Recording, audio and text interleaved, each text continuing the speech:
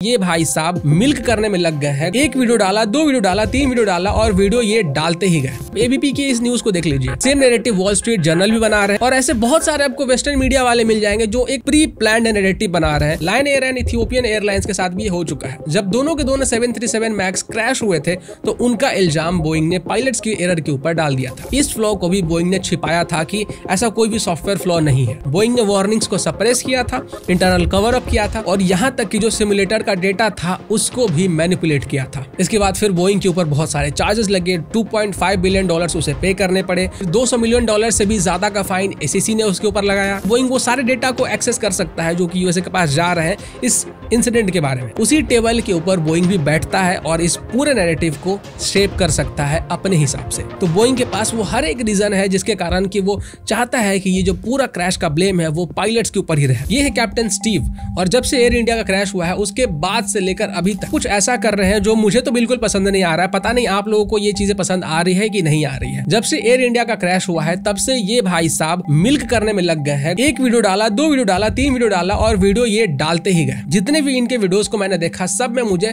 एक पैटर्न बहुत कॉमन लगा। ये जब भी कुछ बोलते हैं तो उसका जो निष्कर्ष होता है वो घुमा फिरा के पायलट्स के एरर के ऊपर ही ले आते हैं कि कहीं ना कहीं गलती पायलट की ही है। डायरेक्टली बोलते हैं या फिर इनडायरेक्टली बोलते हैं लेकिन घुमा फिरा के पायलट की ही बात करते हैं। और इनके साथ साथ बहुत सारे वेस्टर्न मीडिया भी है जो यही सेम चीज छाप रहे हैं कि गलती पायलट की ही है, गलती पायलट की ही है, गलती पायलट की ही है। और उनके साथ साथ हमारे जो इंडियन मीडिया है ना वहां से भी बहुत सारे मीडिया वाले यही छाप रहे हैं कि गलती पायलट की थी और फिर उनको कोट कर रहे हैं ये वेस्टर्न मीडिया वाले कि इंडियन मीडिया तो यही बात बोल रहे हैं कि गलती पायलट की है। India's Air Accident Investigation Bureau has released its preliminary report into last month's Air India plane crash, which killed more than 270 people. The report has found no significant faults with the plane. It says both fuel control switches, which are used to turn engines on or off when on the ground, were moved shortly after takeoff, causing both engines to lose thrust. While the investigation is continuing, it is clear that attention is now focused on the actions of the pilots. In the cockpit voice recording, the report says one of the pilots is heard asking the other why he did the cutoff. Air India Flight 171 came down less than a minute after takeoff from Ahmedabad, bound for London Gatwick.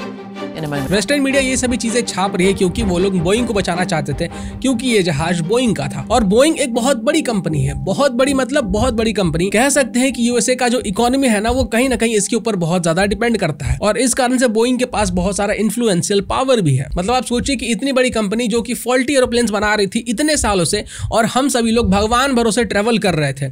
DGCA कोई action नहीं ले रहा था, जो authorities होते वो action नहीं ले रहे थे, सबके सब सो रहे थे। लेकिन जब एक फ्लाइट क्रैश होता है और इतने सारे लोगों की जान चली जाती है उसके ऊपर जब इन्वेस्टिगेशन की बात आती है तो उस इन्वेस्टिगेशन के प्रिलिमिनरी रिपोर्ट को भी इस तरीके से नैरेट किया जाता है कि भाई कंपनी की तो कोई गलती ही नहीं है, गलती तो पूरे पायलट की है यहाँ पे। और पायलट को स्केपगोट बनाया जाता है क्योंकि यहाँ पे पायलट तो जिंदा है नहीं, वो तो अपने आप को डिफेंड नहीं कर सकते हैं। तो चलो भाई पहला एक नैरेटिव बना देते हैं कि पायलट की गलती थी और आगे जाके इसका इस्तेमाल किया जाएगा कंपनी को बचाने के लिए। मैं कुछ डेटा इकट्ठा करके लाया हूं और मैं चाहता हूं कि आप सभी लोग इसको ध्यान से सुने और इसको एनालाइज करें और फिर अपना ओपिनियन बनाएं क्योंकि ये आपके जिंदगी का भी सवाल है, आपके चाहने वालों की जिंदगी का भी सवाल है और बहुत सारे लोगों की जिंदगी का सवाल है। क्योंकि आप भी कभी फ्लाइट से ट्रेवल करते हो, आपके चाहने वाले फ्लाइट से ट्रेवल करते हैं तो उनको ये चीजें पता होनी चाहिए। जब मैंने इसके ऊपर वीडियो बनाया था तो मैंने कहा था कि दोनों जब इंजन फेल हुए होंगे तभी ये क्रैश हुआ होगा और इन दोनों इंजन के बीच में ना जो कॉमन चीज है वो फ्यूल या फिर जो इलेक्ट्रॉनिक कंपोनेंट्स होते हैं वही कॉमन है। तो इन्हीं दोनों में से कहीं ना कहीं पे कोई गड़बड़ियां हुई होगी। और प्रीलिमिनरी रिपोर्ट से भी पता चला कि दोनों इंजन बंद हो गए थे क्योंकि उनके पास फ्यूल ही नहीं आ रहा था क्योंकि फ्यूल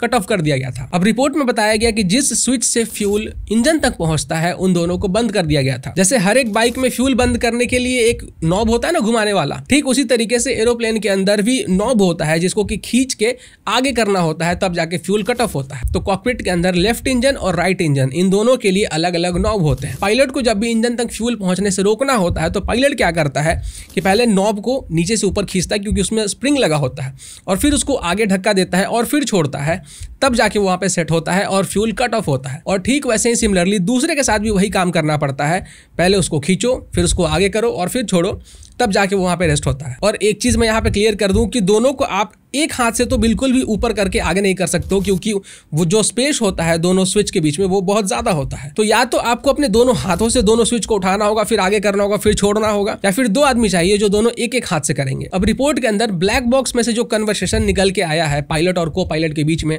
उसके बारे में सिर्फ 2-3 लाइन बताया गया है। जैसे ही प्लेन टेक ऑफ करता है तो जो मेन पायलट थे वो को पायलट से पूछते हैं कि क्या तुमने फ्यूल कट ऑफ किया? तो जो दूसरे वाले को पायलट थे वो कहते हैं नहीं, मैंने तो नहीं किया। और सिर्फ इतना ही इस रिपोर्ट के अंदर बताया गया कि ब्लैक बॉक्स के अंदर से जो मिला है उसके बारे में हम सिर्फ इतना ही डिटेल अभी शेयर कर सकते हैं। अब देखिए, मैं कोई एविएशन एक्सपर्ट नहीं हूं, ना ही मैं कोई पायलट हूं, तो हो सकता है मेरे से भी कहीं गलती हो सकती है, लेकिन जितना मैंने पता किया, जितना मैं पढ़ पाया, जितना मैं रिसर्च कर पाया, ऐसा कोई प्रोसीजर नहीं है कि जब आप टेक ऑफ कर रहे हो उस समय पे आप फ्यूल को कट ऑफ करोगे। ऐसा कोई प्रोसीजर है ही नहीं, अनटिल एंड अनलेस एक बहुत ही रेयर कंडीशन है जब आपको लग रहा है कि इंजन या तो बहुत ज्यादा आवाज कर रहा है, बहुत ज्यादा वाइब्रेट हो रहा है, या इंजन के अंदर फायर है, तब उस कंडीशन में जो फ्यूल है वो बंद किया जाता है इंजन का, ताकि और डैमेज ना हो सके। लेकिन उस केस में भी दोनों इंजन के जो फ्यूल है उसको कट ऑफ नहीं किया जाता, पहले एक होता है और फिर उसके कुछ सेकंड के बाद दूसरा वाला हो। तो अगर मानकर चलते हैं यहाँ पे कि जो को पायलट था उसने गलती से एक इंजन के जो फ्यूल है उसको कट ऑफ कर दिया था। अब क्योंकि आई थिंक कि वो राइट साइड में होता है, तो दोनों हाथों से ऐसे करके तो वो करने नहीं गया होगा भाई, एक हाथ इस तरफ इंगेज होगा, दूसरा हाथ इस तरफ इंगेज होगा।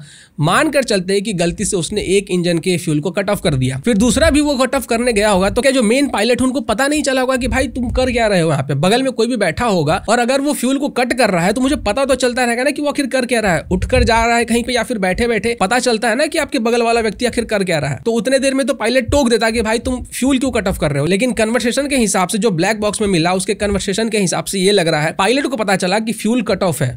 फ्यूल कट ऑफ उसने शायद देखा तो नहीं होगा, लेकिन मॉनिटर पे कुछ वार्निंग वगैरह आया होगा, उससे पता चला होगा कि फ्यूल कट ऑफ हुआ है। तो मेन पायलट ने को पायलट से पूछा होगा कि तुमने कट ऑफ क्यों किया? को पायलट ने बोला मैंने तो नहीं किया। इसका क्या मतलब है? क्या इसका ये मतलब है कि पायलट ने पहले एक का कट ऑफ किया, फिर दूसरे का कट ऑफ किया, और उसके बाद पायलट ने जब पूछा कि तुमने कट ऑफ क्यों किया तो उसने बोल दिया नहीं मैंने तो नहीं किया?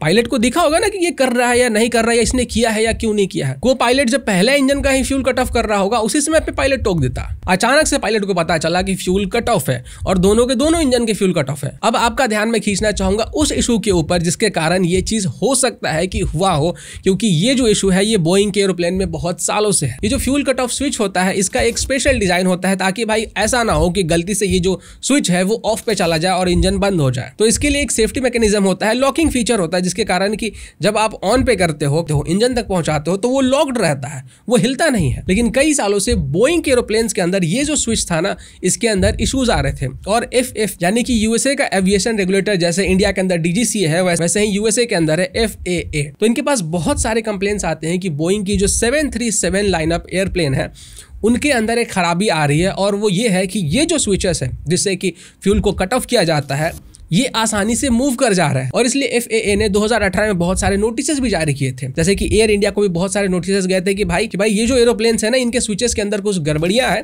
ये ढंग से लॉक नहीं हो रहे हैं और ये बहुत आसानी से मूव कर जा रहे हैं, यानी कि फ्यूल इंजन से अपने आप भी कट सकता है। और 737 के अंदर जो स्विच इस्तेमाल किया जाता है वही सेम पार्ट नंबर का स्विच इस्तेमाल किया जाता है 787 जो कि एयर इंडिया का क्रैश हुआ था उसके अंदर भी। और एयर इंडिया के पास जब ये नोटिस आता है कि इन एरोप्लेन्स के अंदर ये चीज खराबी है, इन स्विचेस के अंदर प्रॉब्लम्स है, ये डिजाइन फॉल्ट है या फिर मैकेनिकल फॉल्ट है, तो एयर इंडिया इसके ऊपर काम करती ही नहीं है, इसके ऊपर एक्ट ही नहीं करती है, ना इसको सीरियसली लेती है। क्यों भाई? क्योंकि इनका कहना था कि FAA ने कहा है कि ये कोई इंपॉर्टेंट नहीं है, बस एक सजेशन है कि आप इसके ऊपर ध्यान देना, आप इसको सही कर लो, ये कोई मैंडेटरी नहीं है। तो एरोप्लेन के अंदर क्या होता है ना कि बहुत सारे चेकलिस्ट होते हैं कि ये मैंडेटरी है, ये मैंडेटरी है, ये मैंडेटरी है, या फिर ये ऑप्शनल है, इसके बजाय भी आप बिना कोई प्रॉब्लम के उड़ सकते हो, उड़ान भर सकते हो। फॉर एग्जाम्पल जैसे आपके बाइक के अंदर होता है ना कि अगर आपके बाइक का इंडिकेटर काम नहीं कर रहा है तो भी आप बाइक चला सकते हो। सेम उसी तरीके से एरोप्लेन के अंदर भी बहुत सारे चेकलिस्ट होते हैं। एयर इंडिया का कहना था कि ये जो नोटिस आया है ना ये उस चेकलिस्ट में नहीं है कि बहुत मैंडेटरी है, ऑप्शनल है, कर भी सकते हैं नहीं भी कर सकते हैं। बोइंग को पता था कि इस स्विच के अंदर डिजाइन फ्लॉ है,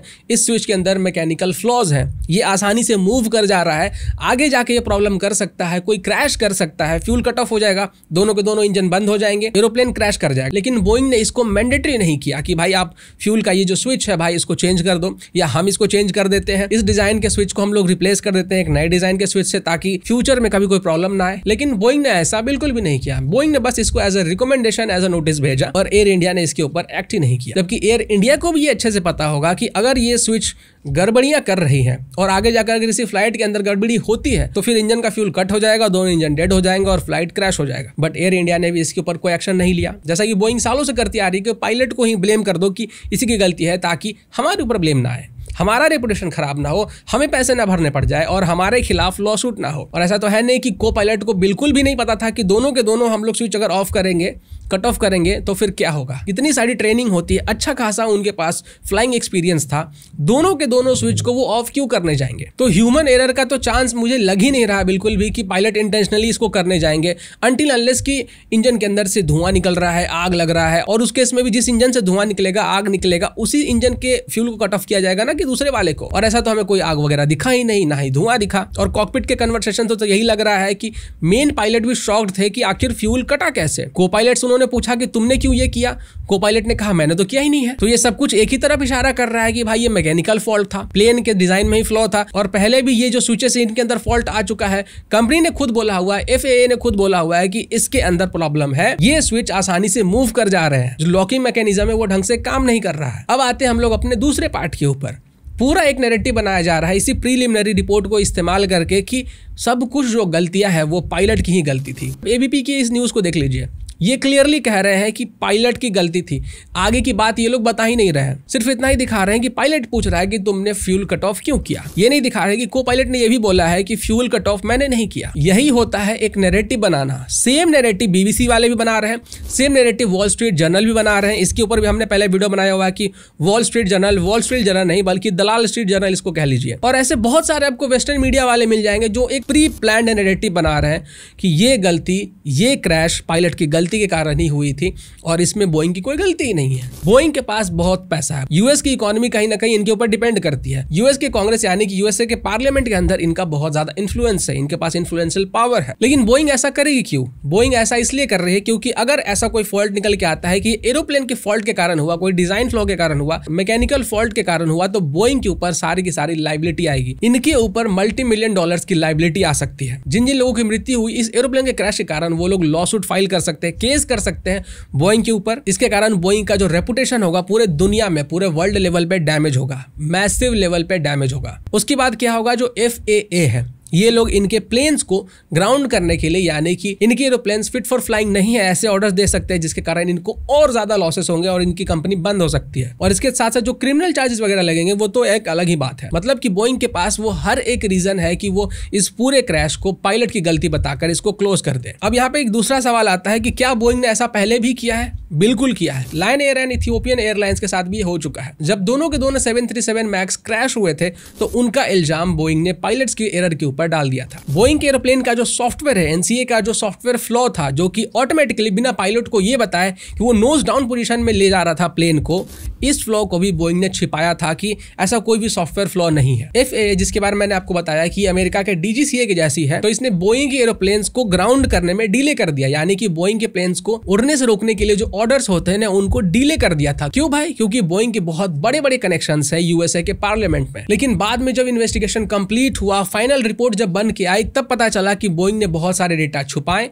बोइंग ने बहुत सारी चीजों को मैनिपुलेट किया, बोइंग ने वार्निंग्स को सप्रेस किया था, इंटरनल कवर अप किया था, और यहां तक कि जो सिमुलेटर का डेटा था उसको भी मैनिपुलेट किया था। इसके बाद फिर बोइंग के ऊपर बहुत सारे चार्जेस लगे, $2.5 बिलियन उसे पे करने पड़े, $200 मिलियन से भी ज्यादा का फाइन SEC ने उसके ऊपर लगाया। फिर गवर्नमेंट के साथ साथ जो विक्टिम्स के फैमिलीज थे उन्होंने भी बोइंग के ऊपर लॉ सूट फाइल किए। और अभी बोइंग ये जो नैरेटिव बना रहा है ना, इसको कैसे ये शेप कर सकता है प्रीलिमिनरी रिपोर्ट का इस्तेमाल करके, ये भी समझिए। NTSB भी इस पूरे केस की छानबीन में जुटा हुआ है, जो कि US का है, और बोइंग खुद US के डेलीगेशन का एक पार्ट है एज अ टेक्निकल एडवाइजर। इसके कारण बोइंग वो सारे डेटा को एक्सेस कर सकता है जो कि USA के पास जा रहे हैं इस इंसिडेंट के बारे में। और USA का जो भी डिसीजन आएगा, जो भी कमेंट आएगा इस पूरे मामले के ऊपर, उसी टेबल के ऊपर बोइंग भी बैठता है और इस पूरे नैरेटिव को शेप कर सकता है अपने हिसाब से। तो बोइंग के पास वो हर एक रीजन है जिसके कारण कि वो चाहता है कि ये जो पूरा क्रैश का ब्लेम है वो पायलट्स के ऊपर ही रहे, ना कि कोई मैकेनिकल फेलियर या फिर बोइंग के ऊपर आए या फिर किसी और के ऊपर आए। अब देखना ये हुआ कि हमारी गवर्नमेंट कितना ट्रांसपेरेंट रहती है। कहीं बोइंग के लॉबिंग के कारण, USA के प्रेशर में आके